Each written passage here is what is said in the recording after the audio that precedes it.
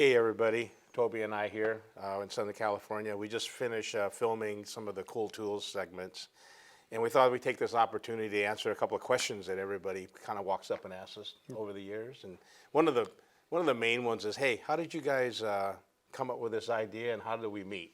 Well, we met, let's see.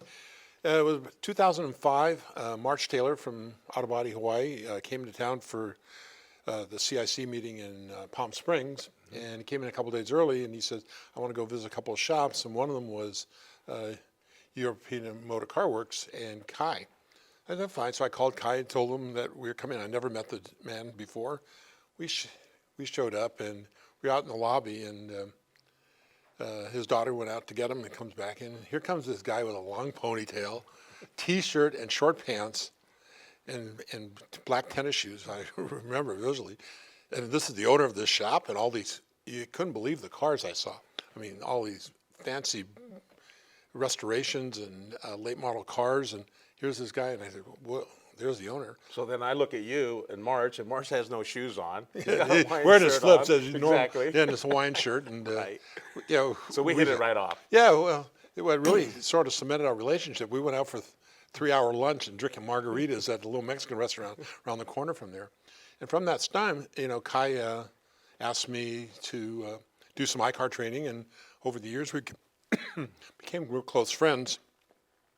And actually, I was sort of the instigator getting him into the collision industry.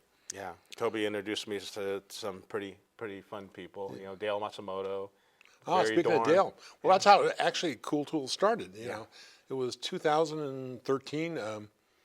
Dale was going to come into SEMA at the time and said that I can't come in due to certain things. And I said, would you look around and see if there's anything neat? So I said to Kai, hey, you know, Dale asked me to do that. Do you want to walk around the floor together? And so we walked around the floor, and we saw some really cool stuff. And so we took notes, and we bought a couple items, and then we did our first presentation together, which was at the CIC meeting in 2014. We called it equipment. But everybody at the reception came up to us and said, that was a great presentation. You brought live stuff in, and you know, it wasn't just guys up there standing with a bunch of slides. It was actually physical stuff.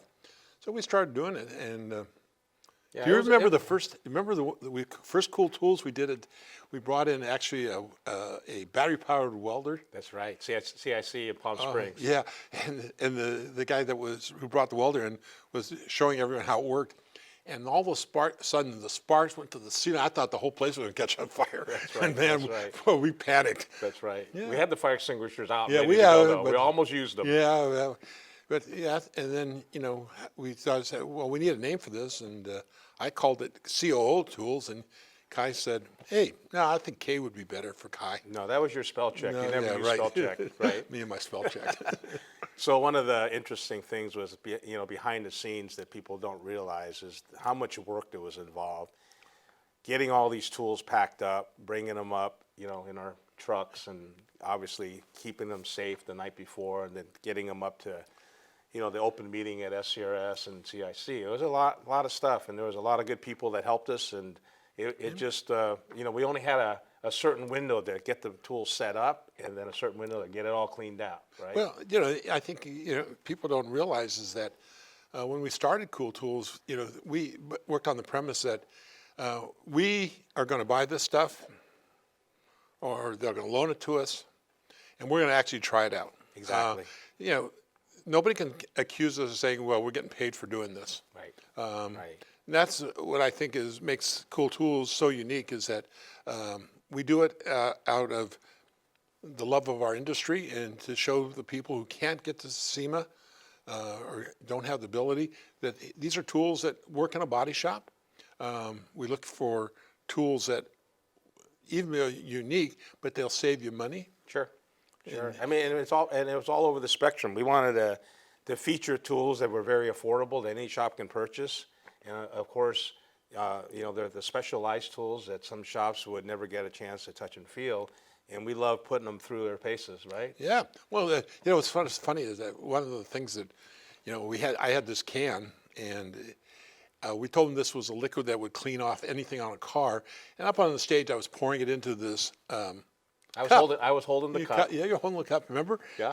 And you walk down to John Yosvik, who's one of the industry writers, and you sort of tripped purposely. Right. And threw the cup, and out popped confetti. He didn't know. He Right. thought it was all Oh, this John liquid. was shocked. He jumped. And Yeah. He told me payback's a bitch. Yeah. Right. You know, in 2019, you know, I asked you, remember with the ladder? Yep. I said, how do you get up on a hoist? And you said, what do you mean? I said, well, you got to hoist a car up in there and you got to get into it. Oh, we got to run around the shop. I said, well, let me show you this ladder from the Acme Tool Company. And I put this attaché case down and I proceeded to pull out this metal ladder that's 10 feet tall. And I was waiting for some sort of response from the audience. And, you know, as a presenter, you're always looking for response. That's right. It was sort of like, what? You know, and I boy, did that bomb. And that night at the CIC reception, half a dozen people come up to me and said, we try to locate the Acme Tool Company online. right. They didn't realize it was a gag. Yeah, it was a gag. So, you know, we have to disclose, you know, there was a lot of preparation before the Kool Tools. Toby and I would always have lunches and just go over the tools and stuff. And we always wanted to throw in a gag of some sort, Yeah. right? So, Toby, This is what fun. was the guy that had the magician thing?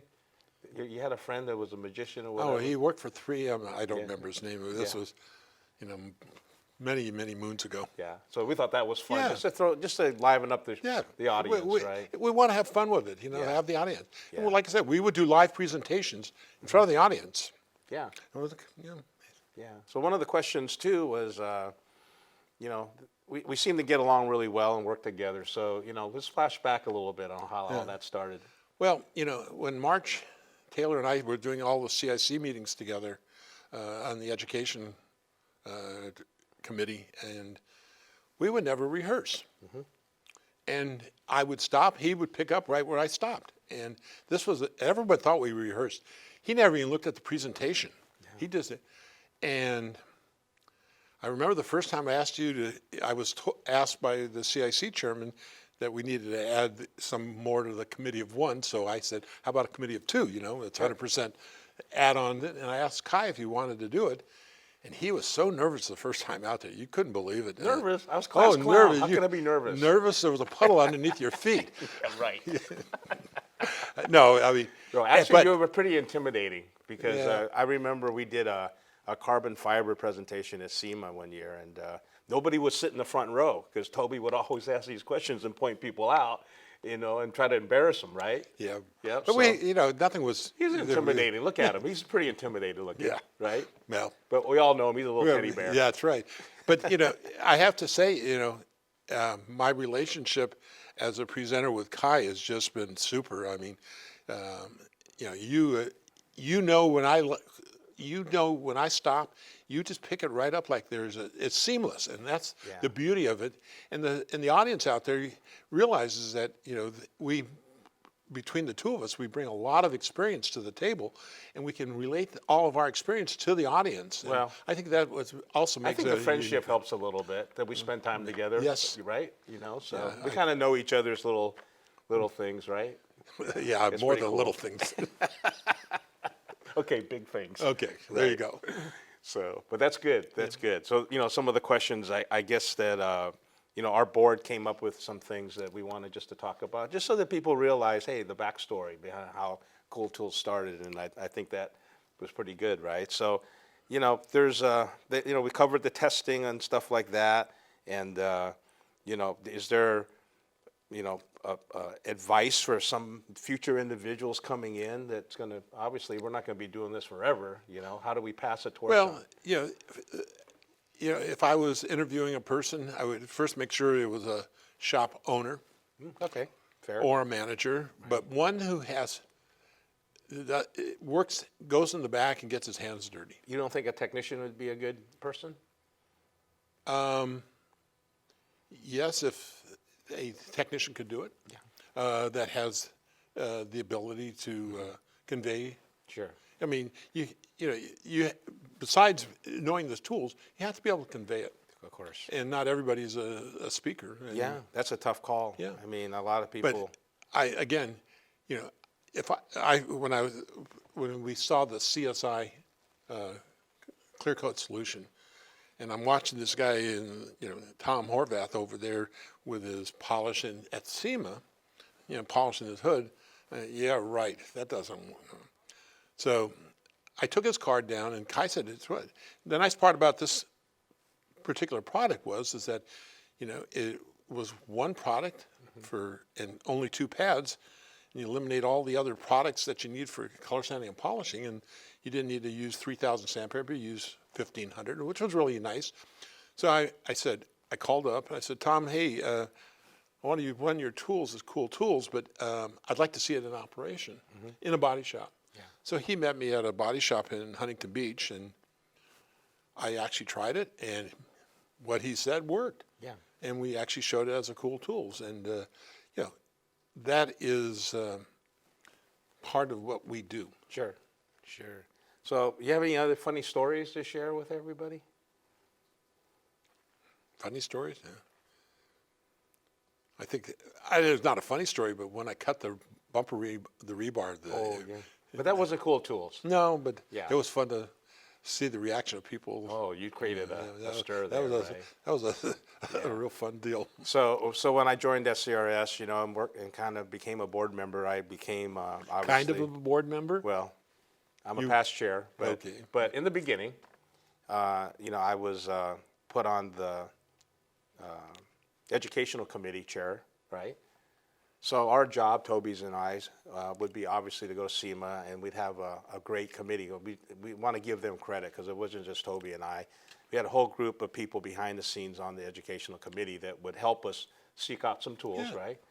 So, I remember Gary Wano, past chair, and he was part of it. And I don't know if everybody knows how SEMA's laid out. We were in the North Hall, and one year they put all the new innovative tools in the South Hall. It's about 7 miles away upstairs and way in the back. So I remember asking Gary, I go, "Hey, can you go down there and, check out what they got and report back?" Obviously, I didn't want to walk that far, and I know Toby and I, we'd walk plenty that week, right? And Gary came back with a report. I don't think we use anything he's doing over there, right? Poor Gary. Well, right? He started, what he was looking for, we didn't think was... Well, that happens a lot. We're pretty opinionated, yeah, right? Well, we send the committee out, and they bring this stuff. What the hell is that stuff? I ain't going to use that, right? But no, but all in fun. It was a great group of people, and I think Amber Alley now is our new Educational Committee chair. Does a great job. Yeah, she helped us. 2 years ago, she started helping us. She was very instrumental in bringing some new tools to us. Yeah. We just can't see everything, and what we see and what she saw was 2 different things, and it just added variety to the quality of it. We have to look back and say, this is going. It's too bad, with COVID and SEMA closing down, but we still were able to find stuff. Yep. And and this was a unique year because Amber was in charge and she put this whole program together. Yeah, she did. Man, what a challenge, huh? Yeah, did a wonderful job. Yeah. So I think looking forward, she's going to be a key element in presenting and. She better look at us too. Oh, totally. So, but the neat thing is that she has it all under control, and great group of people working with her, and we just wanted to say thanks, Amber, for helping us, script all this and get it all coordinated. Yep. Yeah. You got to mention also Aaron. Oh, Aaron Schuler, of course. I mean, he's the man behind the scenes. This guy he oversees everything, just like we wouldn't be where we're at, at SCRS without obviously his leadership and all the past chairmen. Jeff Hendler, Barry Dorn. Oh, yeah. Andy Dingman, of course, Gary we mentioned, right? And then Brett, our latest past chair, is leaving. Great group of people, great input during our meetings, and it just, if I left anybody else out, I'm sorry, but, there was obviously a lot of input from everybody. Yep. So, anything else, Toby? Hey, Kool Tools will be back in 2021. All right. I'm hungry. Let's eat. Done. Over. Mic drop.